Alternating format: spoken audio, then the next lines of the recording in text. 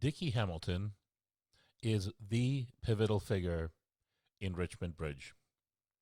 Today, in his 90s, he can still beat me handily at the bridge table.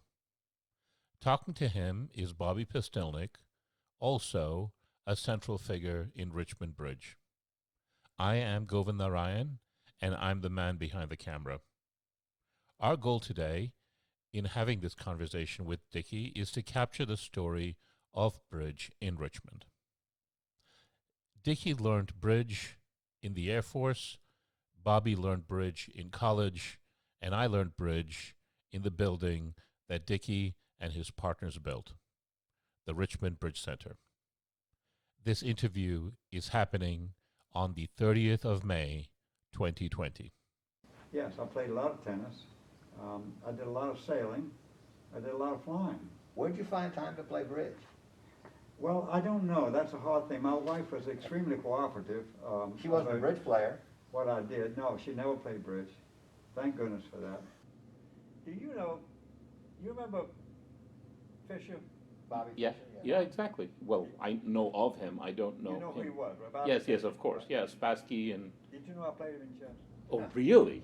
Absolutely. The Bridge Center didn't get started officially until 1961, but I know there were games in town before then. Well, yes, all of the games belonged to those who taught.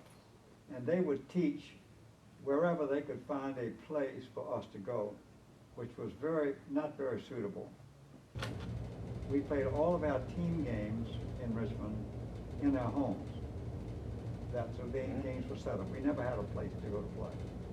And that was a problem with not having the Bridge Center. And when I became president of the Bridge League, I could perceive the idea that the Bridge League itself, having several hundred members, could, by putting the games together, having Mary have a night at a game and Virginia having a night and a game that they consider their own, because that's where people were playing at that time, that we could actually afford it, when they wouldn't do it. I asked Calvin Kibler and Dick and Mary Payne, Joe and Jimmy Rattleback. It was 9 of us, wasn't it? Okay, Oh, yeah. 8. I think it was 8. Eight. We all put up $10,000 Okay. because we didn't feel like we could take on the debt. I saw some old records where T. Kibler, Calvin's wife, was the temporary secretary, That's right. and she took the minutes of the first meeting. That's it. This was the original rendering of what the Bridge Center was going to come to look like. You see, when we played with at the hot shop, there was no place to park down there either. You had to park in the parking lot. That increased the price considerably. The original fee for playing here was $1.25. Mm-hmm. In fact, when I got here in '64, it was still $1.25. But the face of the Bridge Center was Mary Payne, who ran the Thursday night game and gave lessons. Yes. Joe Rattleback, who ran the Saturday game. If Virginia Brown wouldn't come, if the Bridge League was going to survive, it needed to have a place that was safe and where all the bridge players met other bridge players and could play. We knew that once we established a place to come to in the West End, and the parking, and the fact that other people came here, and everybody played each other here, that every game was going to end up being a Bridge Center game. So when we got here, the Tuesday night game was the parish pairs. I never been any of the parishes. You know, because he was an old man when I started playing. You know, they'd been playing in the 30s. It didn't show any leadership tendency of Could you imagine Ed Harlow directing a game? No, he wouldn't do that. So there's some inside baseball going on. What is Ed- about Ed Harlow that I don't Ed know? and Jane Harlow Yeah. were a couple of characters.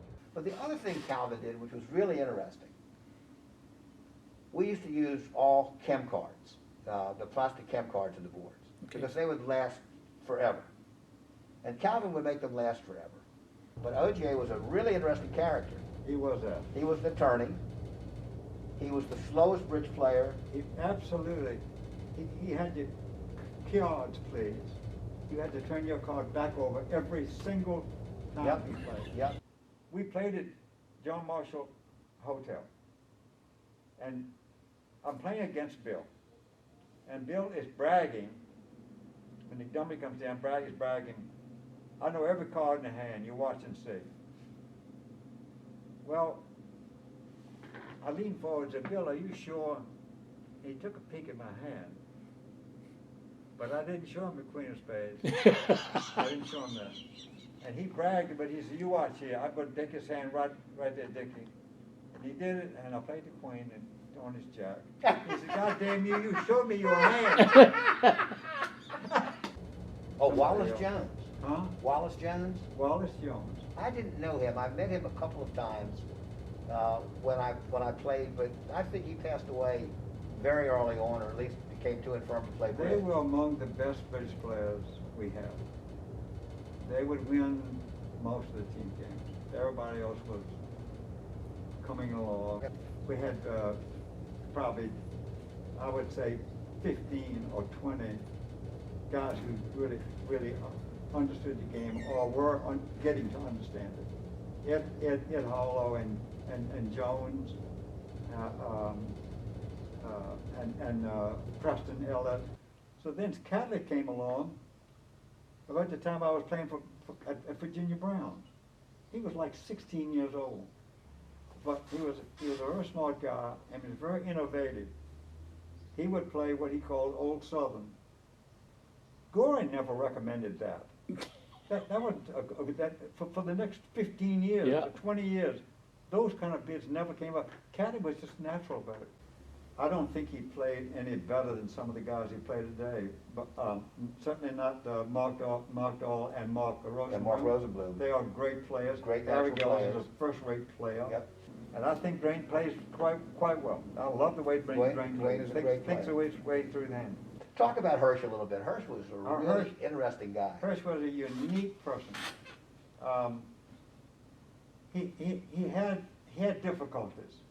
He had economic difficulties. He ran into trouble, and Well, he was a gambler. Huh? He was a gambler. Yes, he was. He psyched. He did all kinds of crazy things. It was just terrible. But But he was one of the first people in Richmond to play a strong club system. Yes. Was there alcohol too, or no alcohol never at the been table? alcohol. No, Okay. we never had that problem. That was one thing that we said at the beginning, no alcohol in the Bridge Center, even on Friday nights. Friday night was dress-up night. Everybody played on Friday night. So these scores had to be transferred into these columns. And they usually play 27 boards, you added them across, and then when you had the scores, you added them down. Jack Garrion, who was one of the original owners, was probably the fastest adder in the history of bridge. You remember that, Dickie?